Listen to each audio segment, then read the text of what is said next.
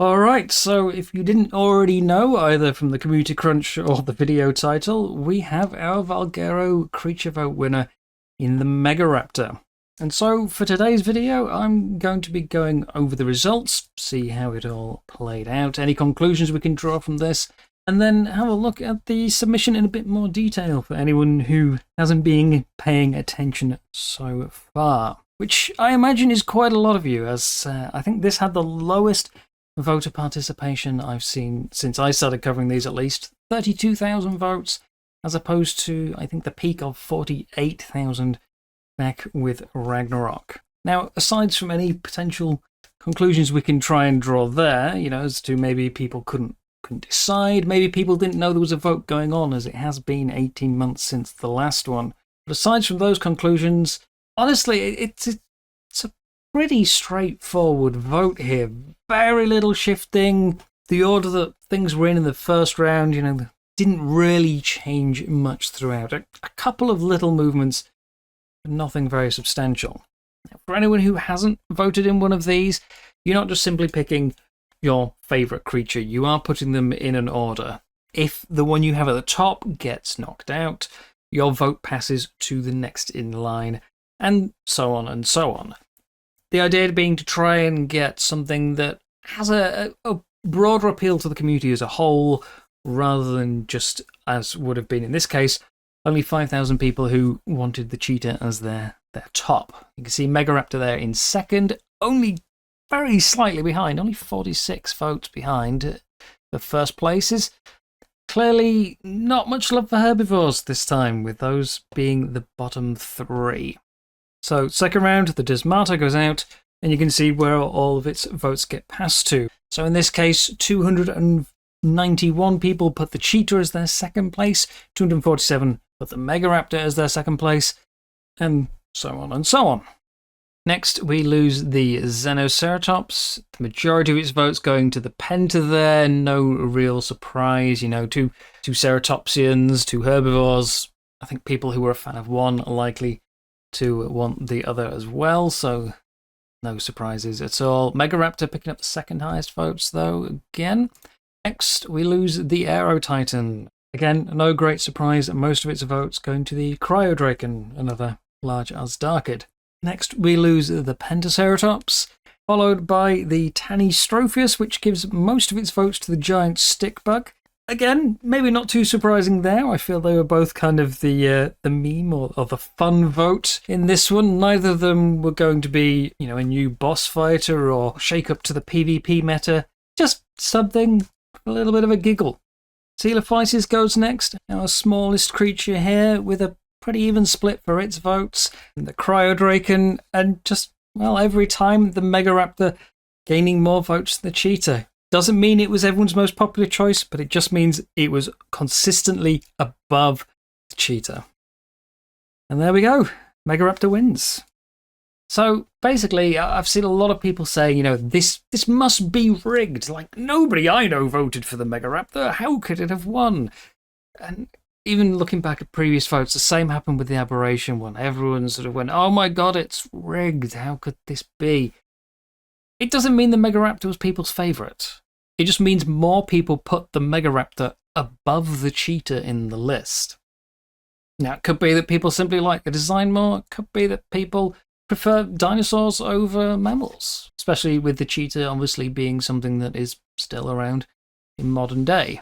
Honestly, quite a lot of the time, it also just means that people picked their top one or maybe top two or three and then didn't bother to order the rest. But regardless of what it is, the Megaraptor, looking through the comments on my previous video on the 10 finalists explained, the Megaraptor did have a huge amount of support. So, honestly, while I wouldn't have wanted to predict the results of this one, it's not surprising at all to see that it won. If you're not happy with the result, remember, in future, vote and list all 10 in order. Don't just pick your favourite and your least favourite, or your top two or whatever. Order all 10. If you're not happy with the result, that's the only way it's going to change. Now, was it my personal favourite? No, I didn't have the Megaraptor at the top of my list. I'm not going to tell you which one, because a lot of these do end up coming back for future votes, and while I think my influence here is going to be very, very small, I still don't want to have any influence on the voting where I can avoid it. Anyway, enough about the vote. Let's have a look at the actual creature itself. The Megaraptor, which actually isn't a raptor, and is instead thought to be a bit more related to either an allosaur or possibly even the tyrannosaur. Just a big theropod, huge frontal claws, and a bit of a feathery coating. So that should give you an idea of how it would look. Sort of a Yeti with more usable frontal claws, I suppose.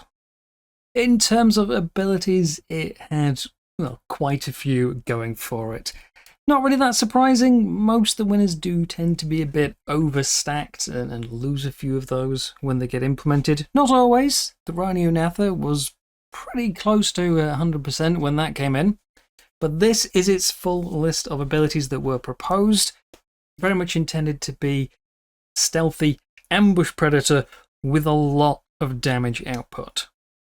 Now, as for what I actually expect to be implemented, this is my thoughts on it. The cloaking was proposed as being something where the creature is completely invisible at longer ranges, and as it gets closer it sort of fades into view. I think you're more likely to get something along the lines of a rock drake active camouflage. Detection immunity, though, I think perfectly possible. The pounce with fear and hallucinations, the pounce would definitely stay, I think. No question there. There's no reason for that to go away. The hallucinations, I think the most we would get is sort of fake status effects. Whether that's your screen going green, like the Dilo spit, or having the red border to make you think you're injured. These kind of things, complete with little status effects in the corner. Maybe even something flashing up in the middle of the screen to try and give you a bit of a jump scare. The immunity to weapons, I don't think it'll happen. Resistant, sure, maybe it takes less damage from gunshots, but I don't think immunity is going to happen. I don't think we have anything which is completely immune in the game so far. Even the golem, is still vulnerable to normal weapons. A unique weapon with the creature, I don't think will happen. Maybe you'll be able to use them to make an item to tame it with the parrying that's been suggested. But I don't think it'll be a special weapon which has, projectile deflecting and grappling hook and all that built into it, because it just obsoletes too many other things. I would think it's more likely, if the taming method is kept, you'll just use a shield, defend yourself for a little bit like some of the mods have done, but I would expect the claw weapon to disappear. Increasing attack speed, I think very likely, yes. I don't think we have any creatures which do that. There are certainly some which build up in power. Yeah, the Shadowmane does that, which is why I've said I think that one's 50-50, the power gauge, because again, it's just a repeat, and while we do have several repeats, I think they're trying to steer away from that. But attack speed boost certainly plays into the style of the creature, those really big claws. Pinning targets or latching targets, I think, will go. The Deinonychus is Valguero's current exclusive creature, and that's one of the things that the Deinonychus does. They won't want to completely just override one creature with another, even though one's more early game and one's more late game. I doubt they're going to try and double up there. Directional dodging, I think, will be out. Hailing from large targets, maybe. I wouldn't want to lean either way. I think less likely, but at this point, if I say no, we've already stripped quite a lot from it. So I think there's a decent chance of that. Rage mode, again, it's just duplicating something from the gig. I don't think that will happen. Honestly, there's so much to pick from here. I think even if only half of it is implemented, there's still so many ways the creature could go. The one thing I do absolutely expect is for it to remain a very stealthy ambush creature with a high damage output. But there we are. A lot of you often ask me my thoughts on the creature vote winners, and there you have it. That's what I think is going to happen. That's what I think we will get. We just have to wait and see what happens when they reveal the dossier to us in the coming months. That's all for today, though. Thank you very much for watching, and I'll see you in the next one. Bye-bye.